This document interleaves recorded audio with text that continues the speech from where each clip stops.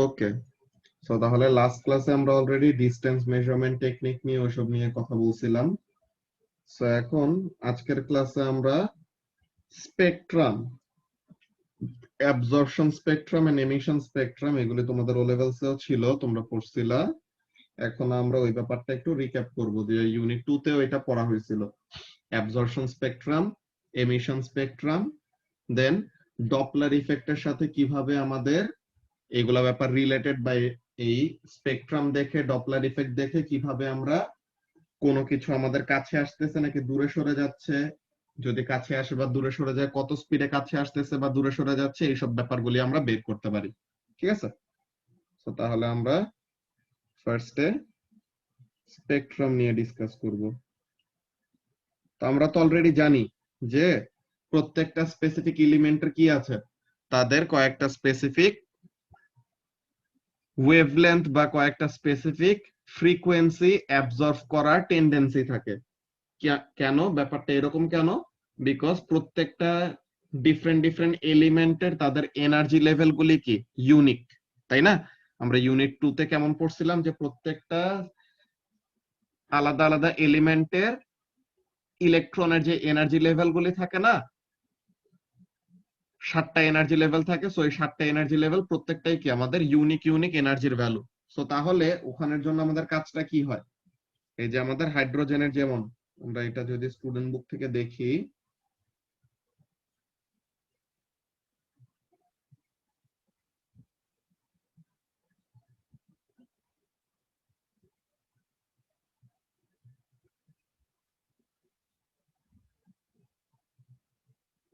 এই যে এমন টাইপের যে আমরা লাইন স্পেকট্রা দেখতে পাই, যে এরকম লাইন স্পেকট্রা, এটা আমাদের, এটা হলো একটা এমিশন স্পেকট্রাম। এই যে হাইড্রোজেনের এমিশন স্পেকট্রাম হলো এমন দেখতে। তো এমিশন স্পেকট্রামটা দেখতে এমন কেন? বিকজ হাইড্রোজেন যখন নাকি তার উপরে কোনো লাইট দেওয়া হয়েছিল, সে কি করছিল? এইটা, এইটা, এইটা, এইটা আর এইটা, এই ওয়েভলেন্থের লাইট গুলাকে অ্যাবজর্ব করছিল। সো যখন নাকি লাইট দেওয়া হয়েছে, সে শুধু এই লাইট গুলাকে অ্যাবজর্ব করতে পারছে, বাকি গুলাকে আর অ্যাবজর্ব করতে পারে নাই। তো তখন হাইড্রোজেনের অ্যাবজর্পশন স্পেকট্রাম দেখতে কেমন ছিল? হাইড্রোজেনের অ্যাবজর্পশন স্পেকট্রাম দেখতে ছিল এরকম। হয়ে গেল। আচ্ছা, এমিশন স্পেকট্রাম এইটা, আর অ্যাবজর্পশন স্পেকট্রাম কি হবে? একদম এটার অপোজিট। কি? যে যে জায়গাগুলা এখানে লাইট আছে, ওই জায়গাগুলো এখানে কি থাকবে? কোনো লাইট এখানের মধ্যে আসবে না। এই জায়গাগুলি থাকবে ব্ল্যাক লাইন, আর বাকি জায়গাগুলিতে কি থাকবে? কালারফুল থাকবে। ওকে, সো তাহলে অ্যাবজর্পশন এন্ড এমিশন স্পেকট্রামের এখানের মধ্যে ব্যাপারগুলি কি কাজ করে, ব্যাপারটা দেখো। লাইন স্পেকট্রাতে কি বলতেছে? Light made up of multiple wavelengths or color can be split up to show which colors are present. This could be done by using a diffraction grating in which amount of diffraction is dependent upon the wavelength, and so various colors will spread different amounts. তো ওইসব জিনিস তো আমাদের diffraction grating এর সাথে। So এখন এখানে কি বলতেছে? The resulting spectrum will often be a series of individual lines. So if the original light contained only a few wavelengths, such a line spectrum is typical result of exciting the atoms of a gas, perhaps heating the gas.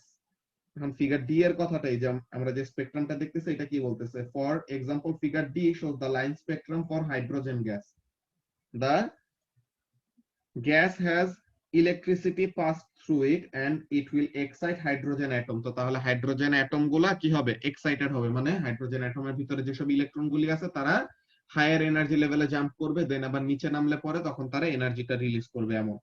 তো each colored line, each colored line is a wavelength of light given off as a result of electron dropping between energy level. ওই যে energy দিছিল, তখন উপরে যে higher energy লেভেলে jump করছে, দেন যখন নাকি আবার নিচে ফল করবে, যে হায়ার এনার্জি লেভেল থেকে যখন নাকি আবার ড্রপ করবে, তখন কি করবে? It will release the light. So ওই যে it will release the energy in the form of photon, আর এই ফোটনের ফ্রিকোয়েন্সিটা যদি কি হয়? ভিজিবল রেঞ্জের মধ্যে পড়ে, সো তখন ওখানের মধ্যে আমরা কালারটা দেখতে পাই। তো the different energy gap cause the difference in wavelength emitted. তো ডিফারেন্ট ডিফারেন্ট এনার্জি গ্যাপ, যদি গ্যাপ ছোট থাকে সো তাহলে ওয়েভলেন্থ বড়, বিকজ গ্যাপ ছোট মানে কি? এনার্জি ডিফারেন্স কম, আর এনার্জি ইকুয়াল টু তো এইচএফ। তো এনার্জি কম মানে ফ্রিকোয়েন্সি কম, তো ফ্রিকোয়েন্সি কম মানে ওয়েভলেন্থ বড়, তাই না? সো এইসব ব্যাপারগুলি ইউনিট 2 এর এইসব ব্যাপারগুলি আমাদের মনে রাখতে হবে, যে E is equal to HF এর এইসব কাহিনী। সো এরপরে কি বলতেছে, when viewed all together the colors merge and the gas shows a purple color। তো অমন টাইপের আমাদের সবগুলি কালার মিলায় দেখতে পার্পল লাগে, কিন্তু তাদেরকে ইন্ডিভিজুয়াল এরকম স্পেকট্রামের মধ্যে যদি আমরা দেখি তখন এরকম এক একটা ইন্ডিভিজুয়াল লাইনের মধ্যে দেখা যায়। ওকে, সো এখন আমরা যেই ব্যাপারটা নিয়ে ডিসকাস করব যে অ্যাবজর্পশন এন্ড এমিশন স্পেকট্রাম বলতে আমরা কি বুঝি। অ্যাবজর্পশন এন্ড এমিশন স্পেকট্রাম বলতে ব্যাপারটা হলো এরকম, কাজটা দেখো,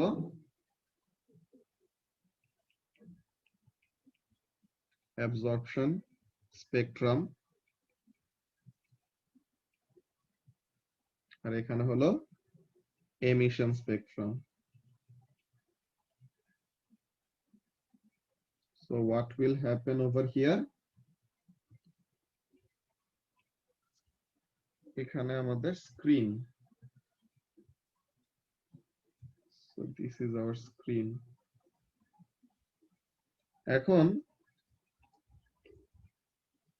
we have our test object, যে যার অ্যাবজর্পশন স্পেকট্রাম এন্ড যার এমিশন স্পেকট্রাম আমরা পাইতে চাই, এটা হলো এই টেস্ট অবজেক্টটা। তো এই হলো এই টেস্ট অবজেক্ট। ওকে, সো এখন হোয়াট উইল হ্যাপেন, দেখো আমরা ব্ল্যাক বডি রেডিয়েশন দিব। হোয়াট ডাজ দ্যাট মিন, যে একটা ব্ল্যাক বডি মানে কি, what is a black body? Raihan,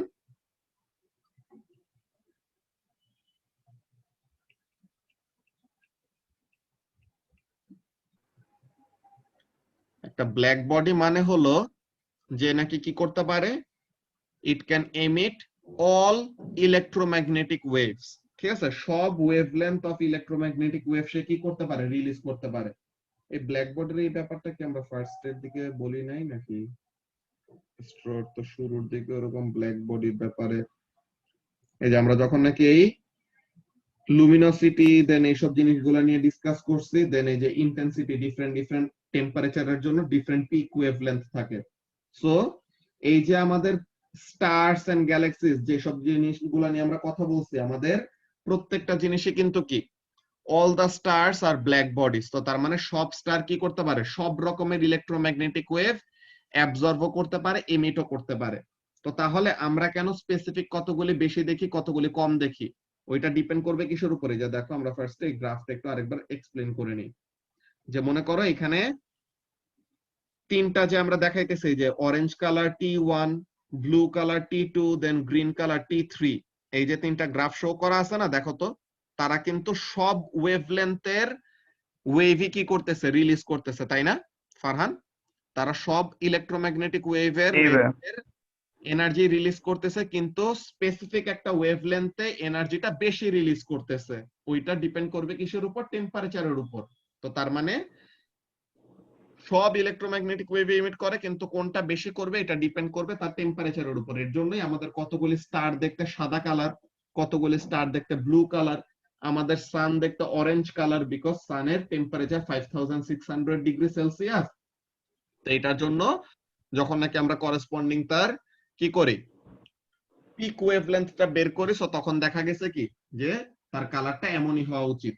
আমরা যে হিউম্যান, এই যে আমাদের যে 37 ডিগ্রি সেলসিয়াসের জন্য আমরা বের করছিলাম না, তো আমাদের বডি থেকে কোন রেঞ্জের ইলেকট্রোম্যাগনেটিক ওয়েভ রিলিজ হয়, ইনফ্রারেড রেঞ্জে। ওকে, তো এমন টাইপের ব্যাপার। এরপরে তো স্টেলার এভলিউশন নিয়ে ডিসকাস করছি, ডিসটেন্স গুলা নিয়ে ডিসকাস করছি। ওকে, তো এই যে দেখো, তো তার মানে ব্ল্যাক বডি কি করতে পারবে, black body emits all electromagnetic waves. আচ্ছা, তো এখন তাহলে ব্ল্যাক বডি থেকে কি হচ্ছে, ব্ল্যাক বডি থেকে সব রকমের ইলেকট্রোম্যাগনেটিক ওয়েভ এমিট হচ্ছে, কিন্তু আমাদের টেস্ট অবজেক্ট কি চাইলে সব রকমের ওয়েভলেন্থকে অ্যাবজর্ব করতে পারবে? আমাদের টেস্ট অবজেক্ট সব ইলেকট্রোম্যাগনেটিক ওয়েভ তাকে দেওয়া হয়েছে, কিন্তু সে চাইলেও সবগুলিকে কি করতে পারবে না, অ্যাবজর্ব করতে পারবে না। ডিপেন্ড করবে কিসের উপর, তার এনার্জি লেভেলের গ্যাপ গুলার উপরে, যে ডিফারেন্স ইন এনার্জি লেভেলস গুলার উপরে ডিপেন্ড করবে যে কোন কোন ওয়েভলেন্থ গুলাকে অ্যাবজর্ব করতে পারবে আর কোন কোন ওয়েভলেন্থ গুলাকে অ্যাবজর্ব করতে পারবে না। ঠিক আছে, সো তাহলে হোয়াট হ্যাপেন্স, এই যে সাদা স্ক্রিনটার মধ্যে কি পাই, সাদা স্ক্রিনটার মধ্যে কয়েকটা জায়গায় এরকম আমরা কালো ইয়ে দেখতে পাবো। আমরা একটু স্ক্রিনটা সাদা বানাই, তাহলে পরে ওই কালো লাইনগুলো এরকম দেখানো যাবে। ইয়াল্লাহ, সাদা একদম পুরো চোখে লাগতেছে, এমনই থাক। আচ্ছা, তো এখন এখানের মধ্যে কাজটা কি খেয়াল করো, যে কেমন দেখবো বলতে গেলে পুরাটাই কালারফুল,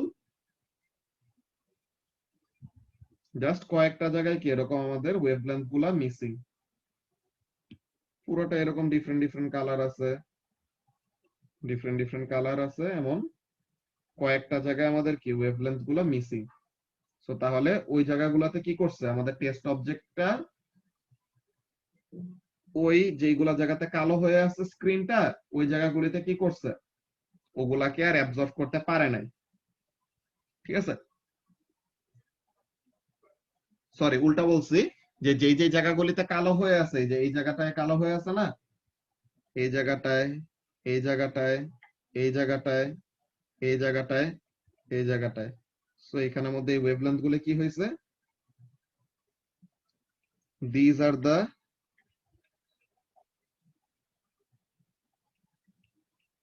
wavelengths absorbed, আর ভাই এমিশনে কি কালার গুলো না? হ্যাঁ, absorbed by the test object. So absorption স্পেকট্রামের মধ্যে আমরা কি পাইছি, পুরাটা কালারফুল, জাস্ট মাঝে দিয়ে কতগুলি কালো কালো লাইন। কালো লাইনগুলি কেন আসছে, বিকজ ওই ওয়েভলেন্থের ওয়েভগুলিকে আমাদের টেস্ট অবজেক্টটা অ্যাবজর্ব করে ফেলছে। আর এমিশন স্পেকট্রামের মধ্যে কেমন হবে, একদম উল্টাটা। এতক্ষণ যেখানে কালো ছিল ওই জায়গাগুলিতে লাইট আসবে, বিকজ একটু আগে অ্যাবজর্ব করছে না, এখন ওগুলা কি করতে পারবে, এমিট করতে পারবে। বুঝছো?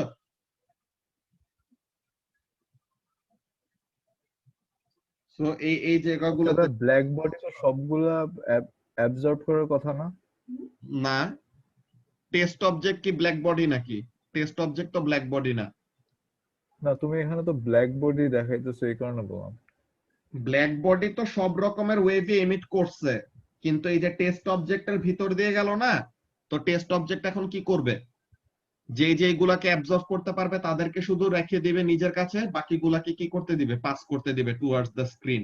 সো তাহলে স্ক্রিনের মধ্যে তো আমাদের যদি ব্ল্যাক বডি, যদি আমাদের এই টেস্ট অবজেক্টটা না থাকতো, তুমি যেটা বলছো ওইটাই হইতো, যে কি যদি টেস্ট অবজেক্ট না থাকতো তো ব্ল্যাক বডি এমিট করলে কি হবে, সব পুরোটা স্ক্রিনই কালারফুল, কোনো কালো দাগ নাই, কিছু নাই। বুঝতে পারছো রায়হান? জি ভাই, বুঝছি। হ্যাঁ, টেস্ট বডিটা কিসের জন্য জানি একটু আবার বলবে? টেস্ট বডিটারই তো আমরা স্পেকট্রাম দেখতেছি, কার স্পেকট্রাম দেখতে আচ্ছা আচ্ছা, হ্যাঁ হ্যাঁ ভাই, ঠিক বুঝছি আছে। বুঝছি। জি ভাই। তাহলে এখানের মধ্যে কাজটা কি, যে এই টেস্ট অবজেক্টেরই আমরা অ্যাবজর্পশন স্পেকট্রাম দেখতেছি। মনে করো হাইড্রোজেনের অ্যাবজর্পশন স্পেকট্রাম দেখবো, তো তাহলে এখানে একটা টিউব অফ হাইড্রোজেন নিয়ে দেন তার ভিতর দিয়ে এরকম লাইট ছাড়বো, দেন কি হবে, সে যে যে ওয়েভলেন্থ গুলাকে অ্যাবজর্ব করতে পারবে ওগুলা রেখে দিবে, তো তাহলে ওই জায়গাগুলিতে ব্ল্যাক লাইন ফর্ম করবে, আর বাকি জায়গাটুকু কালারফুল থাকবে। আর এমিশন স্পেকট্রামের সময় কাজটা কি, সরি এমিশন স্পেকট্রামের সময় তার ব্ল্যাক বডি দরকার নাই, অলরেডি তো সে অ্যাবজর্ব করে রাখছিল।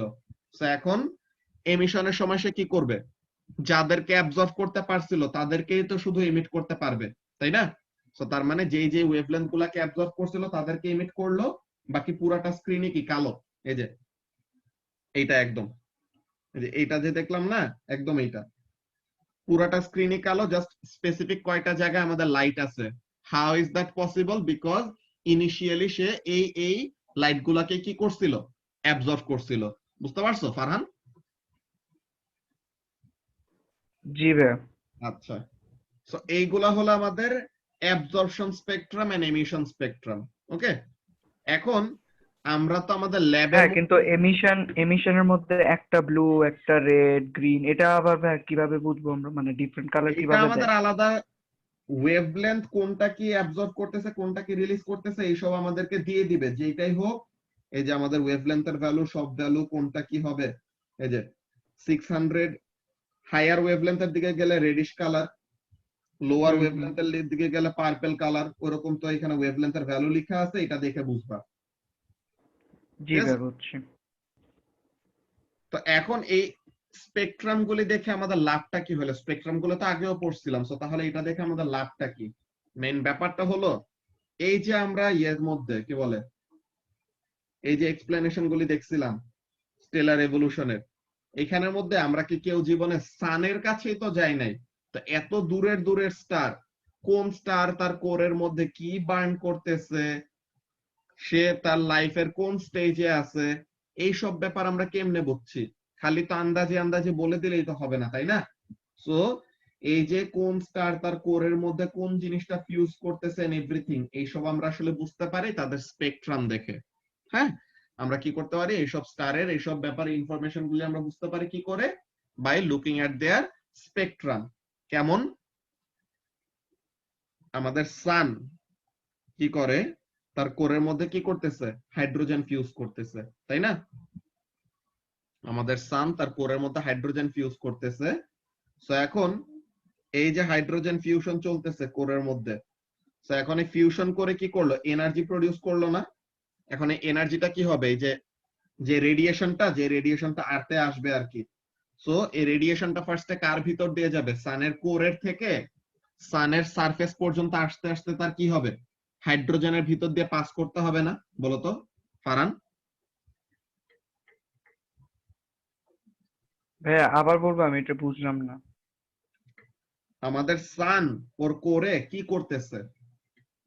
বার্ন করতেছে। কি? হিলিয়াম না এখন? Hydrogen hydrogen. Sorry sorry, helium তো হাইড্রোজেন বার্ন একটা। করবে যখন নাকি সে রেড জায়ান্টে কনভার্ট হবে তখন। হ্যাঁ হ্যাঁ হ্যাঁ, লাস্ট স্টেজটা, জি ভাই। তো এখন এখানে বার্ন করতেছে হলো হাইড্রোজেন। তো হাইড্রোজেন তো কোরে হাইড্রোজেন বার্ন করতেছে। তো কোর থেকে যে এনার্জিটা রিলিজ করবে বা যে লাইটটা রিলিজ করবে, ওই এনার্জিটা বাইরে বের হইতে হইতে কার ভিতর দিয়ে যাইতে হবে, হাইড্রোজেনের ভিতর দিয়ে পাস করবে না? হুম হুম। তো এই যে হাইড্রোজেনের ভিতর দিয়ে পাস করবে, সো তখন কি হবে বলতো? হাইড্রোজেন যে ওয়েভলেন্থ গুলিকে অ্যাবজর্ব করতে পারে তাদেরকে কি করবে, অ্যাবজর্ব করে রেখে দিবে না বলতো? জি ভাই। তো তাহলে আমরা যে ব্যাপারটা দেখছি যে আমরা ল্যাবের মধ্যেও এই কাজটা করছি, প্লাস সানের স্পেকট্রাম দেখে আমরা দেখলাম কি যে হাইড্রোজেনের অ্যাবজর্পশন স্পেকট্রামের সাথে সানের স্পেকট্রাম একদম পুরোপুরি মিলে যায়। সো এটা দেখে তখন আমরা বুঝছি কি যে সান তার কোরের মধ্যে হাইড্রোজেনের ফিউশন করতেছে। তো এই যে হাইড্রোজেনের ফিউশন করে যে এনার্জিটা রিলিজ করে, ওই এনার্জিটা তো হাইড্রোজেনের ভিতর দিয়েই আসে। তো হাইড্রোজেনের ভিতর দিয়ে আসতে সময় কি হবে, হাইড্রোজেন যে ওয়েভলেন্থ গুলিকে অ্যাবজর্ব করতে পারে তাদেরকে রেখে দেয়। সো এই যে দেখো আমাদের ও লেভেলস এর স্টুডেন্ট বুকে যায়, এখানে থেকে ভালো মতো বুঝতে পারবা।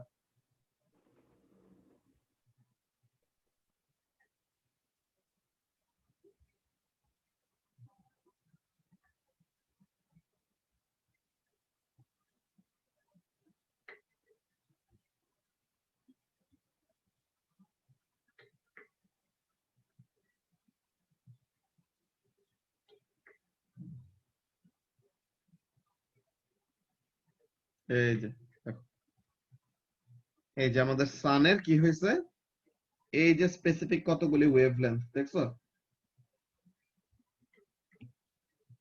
এইটা এইটা এইটা এইটা এইটা এইটা এইটা, এই যে ওয়েভলেন্থ গুলা কি মিসিং না, কালো? তো তার মানে কি, এই স্পেকট্রামটা যখন নাকি হাইড্রোজেনের স্পেকট্রামের সাথে মিলানো হয়েছে, দেখা গেছে কি এগুলো একদম এক্স্যাক্টলি মিলে যাচ্ছে। তো তার মানে সানও কি করতেছে, তার কোরের মধ্যে কি বার্ন করতেছে, হাইড্রোজেন ফিউজ করতেছে। বুঝতে পারছো? সো এইটা দেখে ফার্স্টে আমরা এই ব্যাপারটা বুঝলাম। দেন অন্য আরেকটা নিয়ার বাই গ্যালাক্সির মধ্যে থেকেও আমরা এমন টাইপের স্পেকট্রাম পাইছি যে এই ওয়েভলেন্থ গুলা কি মিসিং। দেন আরেকটু দূরের একটা গ্যালাক্সির মধ্যে ওরকম পাইছি। তো তাহলে এমন স্পেকট্রাম দেখলে পরে আমরা বুঝতেছি কি যে ওখানের মধ্যে এটা কিসের স্পেকট্রাম, হাইড্রোজেনের অ্যাবজর্পশন স্পেকট্রামের সাথে পুরোপুরি মিলে যায়। ওকে, তো তাহলে এখানে থেকে আমরা একটা ইনফরমেশন পাইলাম কি যে স্টারটা তার কোরের মধ্যে যেই স্টারের থেকে এই স্পেকট্রামটা আসছে, ওই স্টার কি করতেছে, তার কোরের মধ্যে হাইড্রোজেন ফিউজ করতেছে। তো এটা গেল ফার্স্ট কথা। এখন হাইড্রোজেন ফিউজ করতেছে, দ্যাটস ভেরি গুড। যদি সে রেড জায়ান্ট স্টার হয় তখন কি হবে? রেড জায়ান্ট মানে কি, বা মেইন সিকোয়েন্স থেকে বের হয়ে গেলে কোরে এখন ফিউজ করবে হিলিয়াম আর বর্ডারে কিছু আনফিউজড হাইড্রোজেন থাকবে। সো এখন কি হবে, যে এনার্জিটা রিলিজ হবে এটা প্রথমে কোর থেকে তো রিলিজ হবে। সো ফার্স্টে কি হিলিয়ামের ভিতর দিয়ে, দেন কি করবে, হাইড্রোজেনের ভিতর দিয়ে পাস হবে, তাই না ফারান? জি ভাইয়া। তো এখন এখানের মধ্যে কি থাকবে, এডিশনাল আরো কয়েকটা ব্ল্যাক লাইন পাবো। হাইড্রোজেনের গুলা তো মিসিং আগেও ছিল, এখনো আছে। এখন হিলিয়ামের জন্য কয়েকটা হিলিয়ামেরও পাবো। নতুন কয়েকটা ব্ল্যাক লাইন আসলো। কেন? বিকজ হিলিয়াম কি করবে, নিজের মতো করে আলো আরো কয়টা ওয়েভলেন্থ অ্যাবজর্ব করে রাখবে ওইটার জন্য। দেন যদি কি করে, কোরের মধ্যে হিলিয়াম শেষ হয়ে যায়, তো তাহলে বর্ডারে কিছু আনফিউজড হিলিয়াম, আনফিউজড হাইড্রোজেন এখন কোরের মধ্যে যদি কার্বন ফিউজ করে, তো তখন কি হবে, কার্বনটা ফিউজ হইতেছে। সো ফার্স্টে এনার্জিটা বের হইতে সময় কার্বনের ভিতর দিয়ে, দেন হিলিয়ামের ভিতর দিয়ে, দেন হাইড্রোজেনের ভিতর দিয়ে। তো তখন আরো কয়টা নতুন ব্ল্যাক লাইন পাবো। সো তখন ওখানের মধ্যে থেকে বোঝা যাবে কি, যে স্টারটা কি করতেছে, ওই স্টারের হিলিয়াম বার্ন করা শেষ, এখন সে কি করতেছে, তার কোরের মধ্যে কার্বন ফিউজ করতেছে। তো ব্যাপারটা কি বুঝতে পারছো, যে আমরা এত দূরে থেকে জাস্ট স্পেকট্রাম দেখে এইসব ইনফরমেশন কিভাবে বলতে পারি, তাদের অ্যাবজর্পশন স্পেকট্রামের সাথে ম্যাচ করায়। বুঝতে পারছো? তো এর জন্য স্পেকট্রাম হলো এই কাজে খুবই বড় একটা রোল প্লে করে। যে স্পেকট্রাম দেখে আমরা বুঝতে পারি যে স্টারটা তার লাইফের কোন স্টেজে আছে। দেন স্টারের কালার দেখে আমরা বুঝতে পারি যে স্টারের টেম্পারেচারটা কত। ওকে, তো এইসব অনেক টাইপের ইনফরমেশন আমাদের রিমোটলি সবকিছু তো বের করতে হয়, আমরা তো ডিরেক্টলি কন্ট্যাক্টে যেয়ে তাদেরকে ইনভেস্টিগেট করতে পারি না। তো এর জন্য এইসব টেকনিক গুলো আমাদের জানতে হবে, যে কোন টেকনিক কিভাবে কি কাজ করতেছে। ওকে, তো তাহলে স্পেকট্রামের প্রথম ইউজটা কি গেল, স্পেকট্রাম দেখে আমরা বলতে পারি যে স্টার কারেন্টলি তার কোরে কি বার্ন করতেছে। So from that we can know যে স্টারটা তার লাইফের কোন স্টেজে আছে। ওকে, তো এইটা হলো প্রথম কথা। এখন আমরা যে জিনিসটা নিয়ে ডিসকাস করব, এটাও তোমাদের ও লেভেলসে ছিল, ডপলার ইফেক্ট। ডপলার ইফেক্ট জিনিসটা কি ছিল রায়হান? এটা হচ্ছে ভাইয়া যখন আর কি একটা একটা ওয়েভ মানে একটা সোর্স যেটা আর কি ওয়েভলেন্থ মানে যেটা ওয়েভলেন্থ আছে মানে একটা স্পিডে ট্রাভেল করার কারণে ওয়েভলেন্থটা চেঞ্জ হবে আর ছোট কি। হয়ে যায় আবার বড় হয়, হ্যাঁ চেঞ্জ হয়ে যায়, ওই ওইটাকে জিনিসটাই। ডপলার এফেক্ট বলে। ব্যাপারটা এমনই যে কাজটা কি, when there is a whenever, okay, whenever there is a relative motion, relative motion বলতে কি, সোর্স এন্ড অবজারভারের রিলেটিভ মোশন বলতে সোর্স রেস্টে থাকতে পারে, অবজারভার মুভ করতে পারে, অর সোর্স মুভ করতে পারে, অবজারভার রেস্টে থাকতে পারে, অর সোর্স এন্ড অবজারভার দোনোজন মুভ করতেছে বাট এট ডিফারেন্ট ভেলোসিটিস। তো তাহলে কি হবে, there will be a relative movement or there will be a relative motion between the source of the wave and the observer of the wave. তো এই source and observer of the ওয়েভের মধ্যে যদি কি থাকে, একটা রিলেটিভ মোশন থাকে, তখন কি হবে, there will be a change in wavelength and frequency. যে আমাদের কাছে এরকম মনে হবে যে frequency and wavelength of the wave কি হয়ে যাচ্ছে, চেঞ্জ হয়ে যাচ্ছে। এমন একটা ব্যাপার আমরা দেখব, যে কাজটাকে, এটা যদি আমরা দেখি কি জিনিস, ডপলার ইফেক্ট ব্যাপারটা কি, ডপলার ইফেক্ট জিনিসটা হলো এটা, যে it is the apparent change in frequency and wavelength of a wave when there is a relative motion between the source and observer of the wave. এখন কি হয়, কাছে আসলে পরে কি হয়, দূরে গেলে পরে কি হয়, ওই ব্যাপারগুলি আমরা যদি লিস্ট করি, জিনিসটা কি,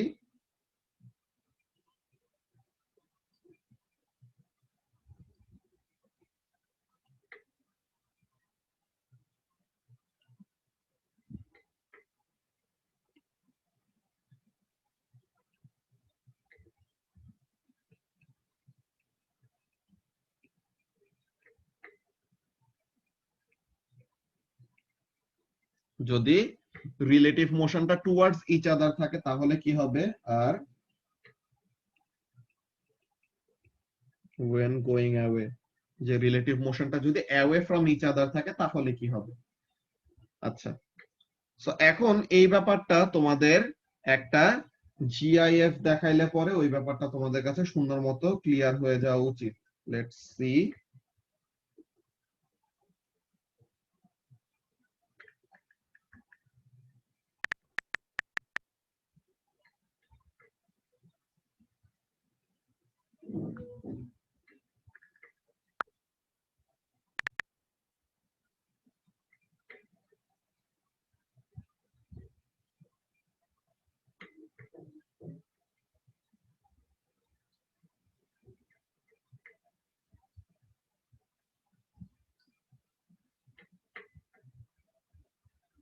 এটা প্লে হয় না কেন?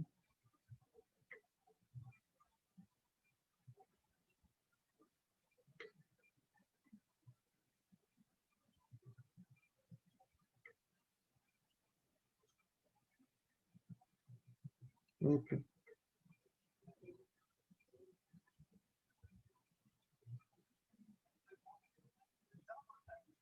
Good morning. The Doppler effect is named after Christian Doppler, a 19th century mathematician and physicist who was able to mathematically describe what is now called the Doppler effect. And it sounds like this.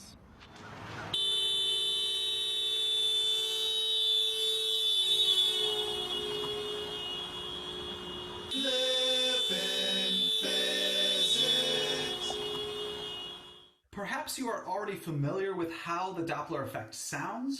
However, I'm here to make sure you understand why it sounds this way. Oh, great. I always want to know why. Me too. Actually, you know what? I do too. All right, so it starts by recalling what this animation of a stationary sound source actually represents. So, Bobby, remind me, please. Well,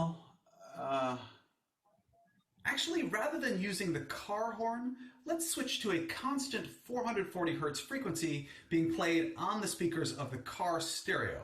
That is the 440 hertz concert pitch which we used last time.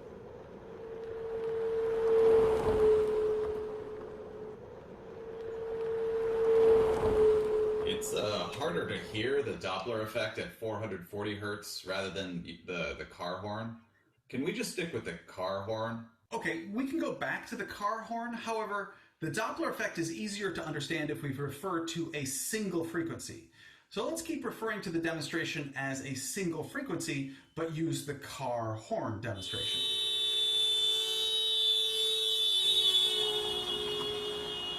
Sorry, Bobby. We're back to you. You are telling us what this animation of a stationary sound source actually represents. Right. Remember, sound is a longitudinal pressure wave, And those lines are crests. which are also called wave fronts. Yeah, thanks. So sound is periodic changes in pressure in the medium, which in this case is air.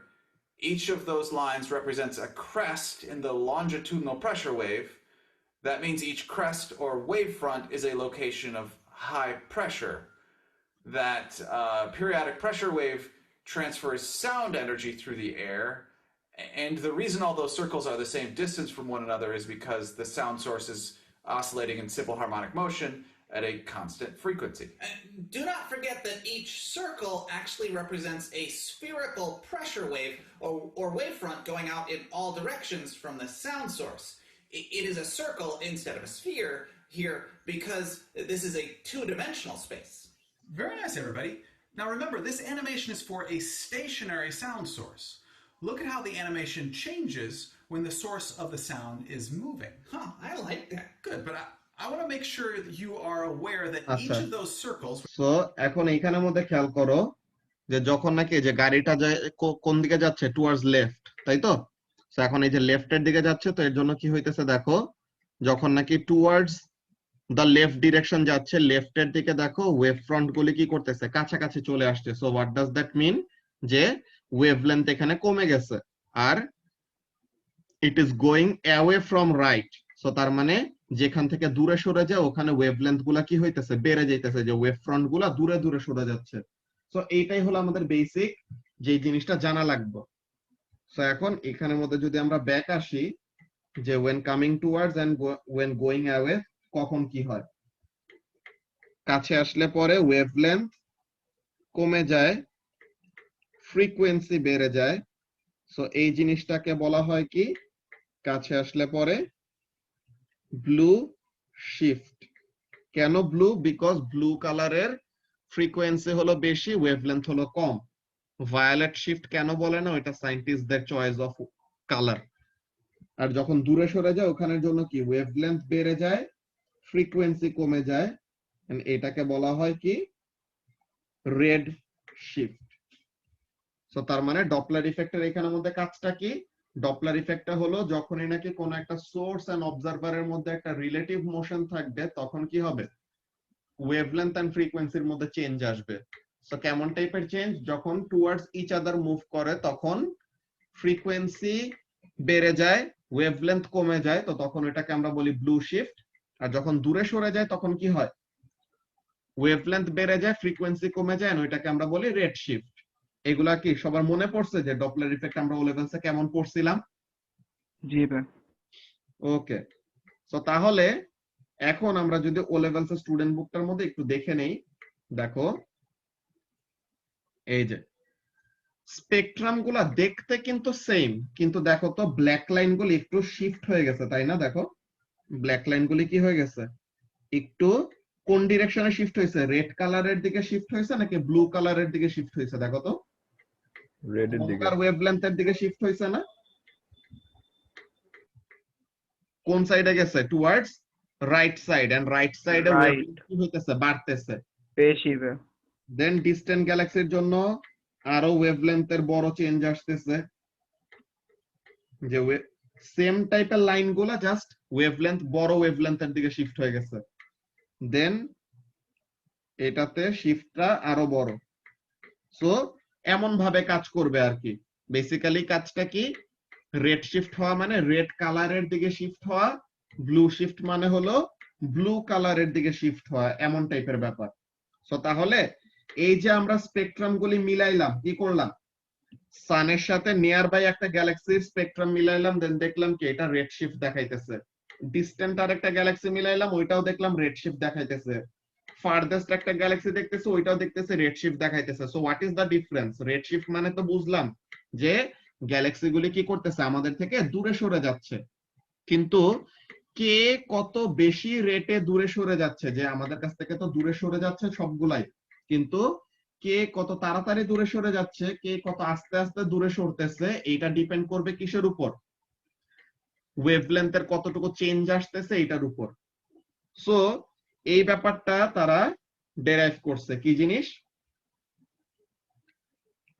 Change in wavelength by actual wavelength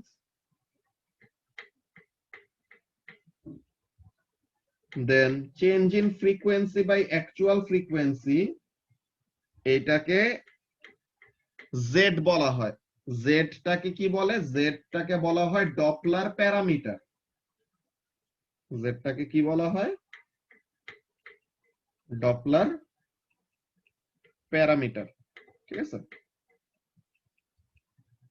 and a z is equal to what, this z is equal to v by c. What is v and what is c? v টা হলো relative motion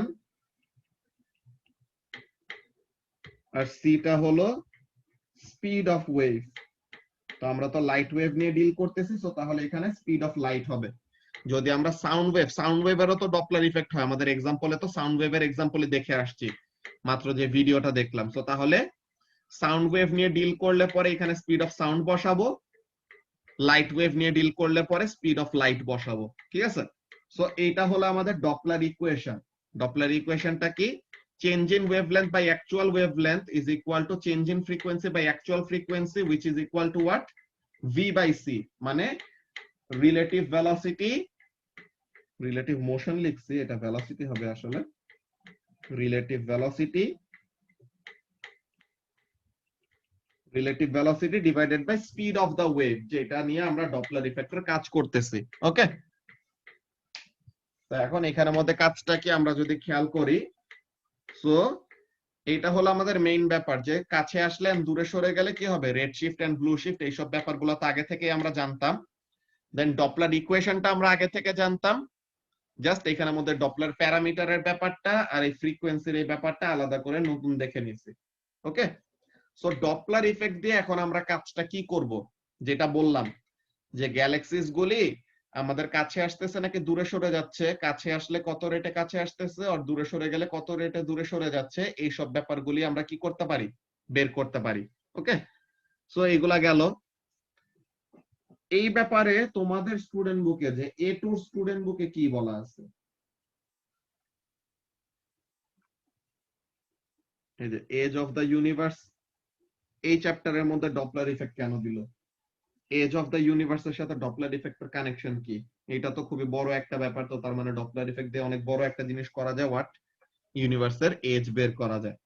so first of all define Doppler effect and explain its application to the light from other stars and galaxies, then use the equation for redshift of light, যে z, যে Doppler parameter is equal to change in wavelength by actual wavelength is equal to change in frequency by actual frequency is equal to v by c. দেন এই যে Hubble's ল, এই Hubble's লটা হলো আমাদের ইউনিভার্সের age বের করার কাজে আসবে। তো এখন এখানের মধ্যে ডপলার ইফেক্টের ব্যাপারটা এক্সপ্লেইন করা আছে, এই ব্যাপারটা মাত্রই আমরা অ্যানিমেশন দেখলাম এন্ড ভিডিও দেখলাম। এরপরে এই যে ল্যাবরেটরি স্পেকট্রাম, এটা হলো অ্যাকচুয়াল ওয়েভলেন্থ পাবো এখান থেকে, spectrum for a distant galaxy. So তাহলে কি হচ্ছে, spectral lines are shifted towards the red end of the spectrum. So তাহলে মানে বড় ওয়েভলেন্থের দিকে শিফট হয়ে যাচ্ছে। So what does that mean, the galaxy, যে যেই গ্যালাক্সির স্পেকট্রাম আমরা এখানে দেখতেছি, ওই গ্যালাক্সিটা কি করতেছে, আমাদের কাছে আসতেছে নাকি আমাদের থেকে দূরে সরে যাচ্ছে, দূরে যাচ্ছে। সো তার মানে আমাদের থেকে দূরে সরে যাচ্ছে। দেন লার্নিং টিপে একটা কথা বলে দিছে, sometimes we see a blue shift but this is not common, this shows that the star or galaxy is coming towards us. তো তার মানে ব্লু শিফট যে একদমই দেখি না এমন না, বাট খুবই রেয়ার, কিন্তু ব্লু শিফট মানে কি, ওই গ্যালাক্সি বা স্টার আমাদের কাছে আসতেছে। ম্যাক্সিমাম সময় আমরা কি দেখি, রেড শিফট দেখি। সো এখানে থেকে আমাদের অনেক বড় একটা ব্যাপার আসে, যে ইউনিভার্স আসলে করতেছেটা কি, ইউনিভার্স আসলে এক্সপ্যান্ড করতেছে। হ্যাঁ, যে বিগ ব্যাং এর পরে ইউনিভার্সটা কি করতেছে, এক্সপ্যান্ড করতেছে। ওকে, আচ্ছা এই মিটিং আর 1 মিনিটের কম আছে, নেক্সটটাই জয়েন করে ওখানে কন্টিনিউ করতেছি।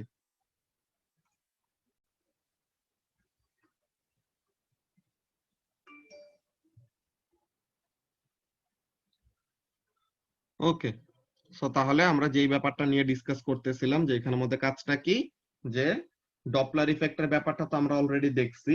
ওকে, দেন রেড শিফট ব্লু শিফটের এইসব ব্যাপারগুলি দেখলাম। তো ডপলার ইফেক্ট দিয়ে কি করা যায়, রেড শিফট ব্লু শিফট দিয়ে এইসব দিয়ে কি করা যায়, এগুলো আমরা কাজগুলা বললাম।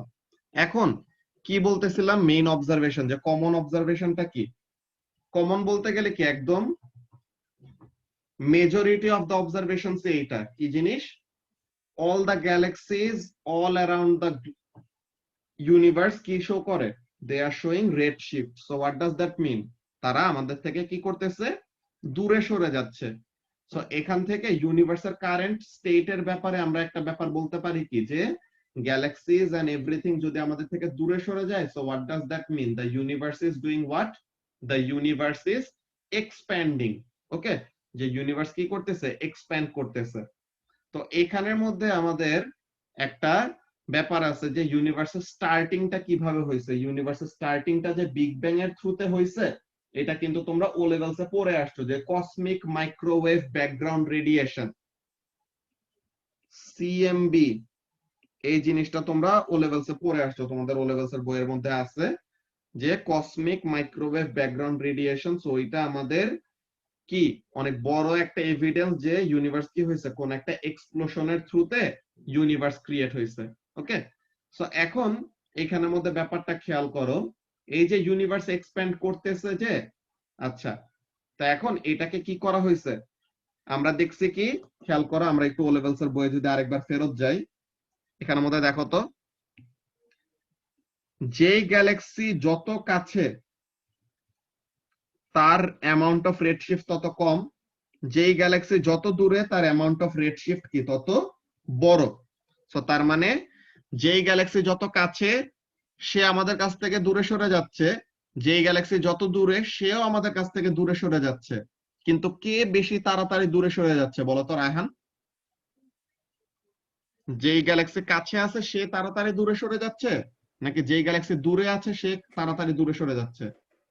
ফার্থেস্ট গ্যালাক্সিটা। ফারদেস্ট গ্যালাক্সি, একে তো সে আছেই দূরে, সে আরো দূরে তাড়াতাড়ি চলে যাচ্ছে, বুঝছো? তো তার মানে যে যত কাছে আছে বা যে যত দূরে আছে সবাই রেডশিফট শো করবে, মানে সবাই দূরে সরে যাচ্ছে, কিন্তু যে যত কাছে সে আস্তে আস্তে দূরে সরে যাচ্ছে, যে যত দূরে সে তত তাড়াতাড়ি দূরে সরে যাচ্ছে। তো এই ব্যাপারগুলি কি করছে হাবেল নামের একজন, সে এই ব্যাপারগুলিকে নোট ডাউন করে এইটা করছে কি, ভেলোসিটি তো আমরা ডপলার ইফেক্টের থ্রুতে বের করতে পারি যে কত ভেলোসিটিতে আমাদের থেকে দূরে সরে যাচ্ছে, আর ডিসটেন্স তো আমরা কি ডিসটেন্স মেজারমেন্ট টেকনিক যে স্ট্যান্ডার্ড ক্যান্ডেল, প্যারালেক্স মেথড এইসব দিয়ে বের করতে পারি। তো কি করা হয়েছে, distance versus velocity versus distance একটা গ্রাফ সে প্লট করছে, যে অনেকগুলি এরকম স্টার দেখলো এটা এত ডিসটেন্সে, এটা এত ভেলোসিটিতে দূরে সরে যাচ্ছে। সো দেখা গেছে কি যেই গ্যালাক্সি বা যেই স্টারের ডিসটেন্স যত বেশি তার জন্য ভেলোসিটি অফ রিসেশন মানে কি, রিসিড থেকে হলো রিসেশন, মানে কত তাড়াতাড়ি দূরে সরে যাচ্ছে ওইটা। সো তার মানে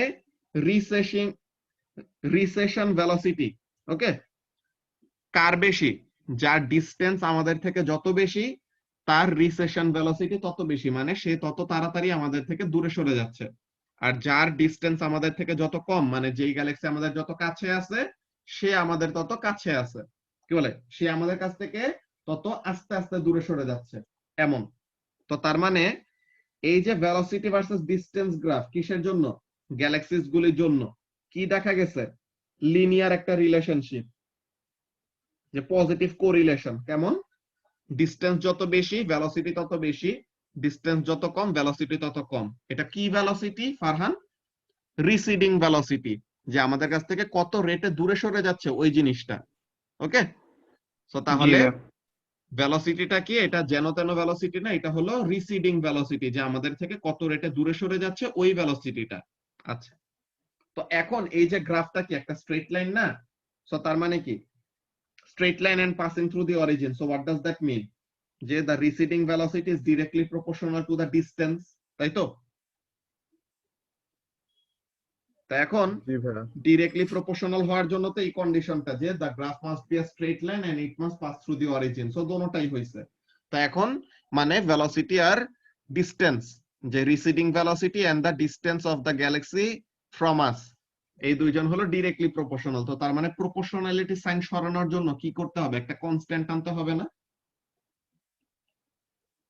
এইখানের জন্য আমরা প্রপোর্শনালিটি সাইন সরাইলে যে কনস্ট্যান্টটা পাই, this constant is called Hubble's constant, ঠিক আছে, হাবেল কনস্ট্যান্ট। এখন এই হাবেল কনস্ট্যান্টটা কি, হাবেল কনস্ট্যান্টটাই হলো আমাদের ইউনিভার্সের এজ বের করা সবচেয়ে বড় জিনিস। Age of the universe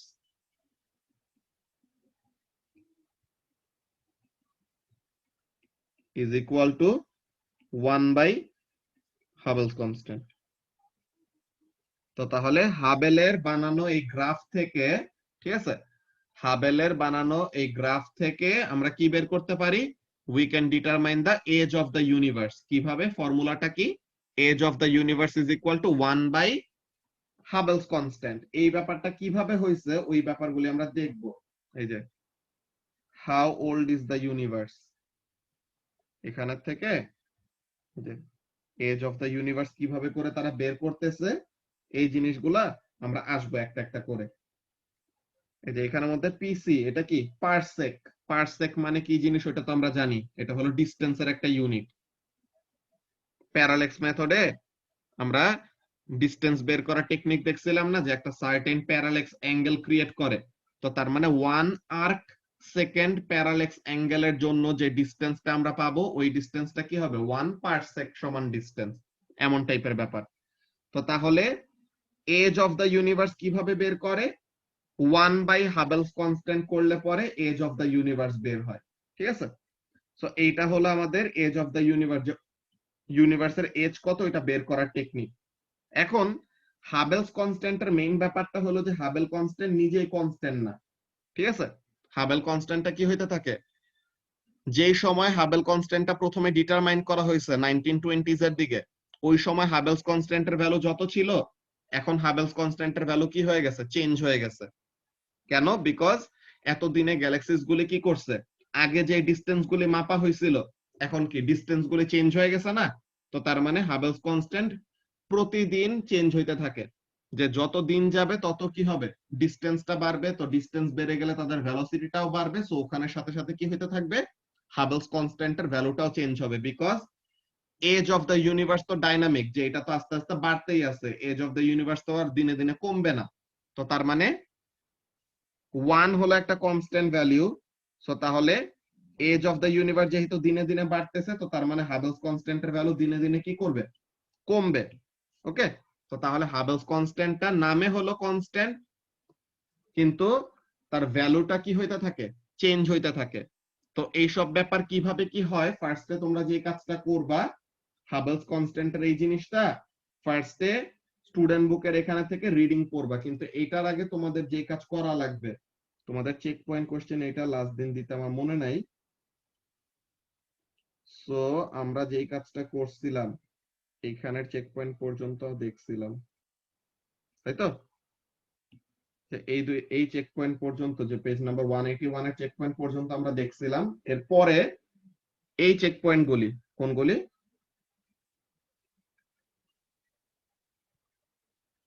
Vishal chapter. Okay, so page number 186,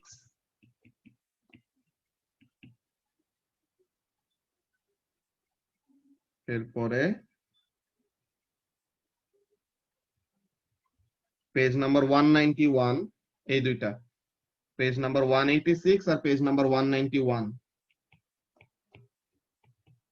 এই দুইটা পেজের চেক পয়েন্ট কোশ্চেন গুলি তোমরা করবা, ঠিক আছে? এখন বসে বসে এই দুইটা পেজের চেক পয়েন্ট কোশ্চেন গুলি শেষ করবা, দেন জমা দিবা কালকে, ঠিক আছে? তোমরা তো কোশ্চেন পেপার সলভিং ক্লাস ওরকম করতেছই না, তো তাহলে কালকে আমরা 5টা থেকে 7টা যে ক্লাসটা আছে, ওই ক্লাসের সময় আমরা ডপলার ইফেক্ট, যে কি বলে হাবেলস ল এর এই ব্যাপারটা স্টুডেন্ট বুক থেকে রিডিং পড়বো, এন্ড এজ অফ দ্য ইউনিভার্সের এই কাহিনীটা শেষ করব, ঠিক আছে? সো কালকে 5টা থেকে 6টা আমরা এই অ্যাস্ট্রোফিজিক্সের এই জিনিসটা কন্টিনিউ করব, দেন সানডের ক্লাসে we will be done with astrophysics. Okay, so page number 186 and page number 191 এই দুইটার চেক পয়েন্ট গুলা তোমরা এখন করবা। ওকে, জি ভাই। ঠিক আছে। সো এখন তাহলে আমরা ক্লাসটা এখানে শেষ করি, তো সবাই এই চেক পয়েন্ট গুলি করা শুরু করে দাও। আচ্ছা, আল্লাহ হাফেজ ভাই। আল্লাহ হাফেজ। ওয়ালাইকুম আসসালাম।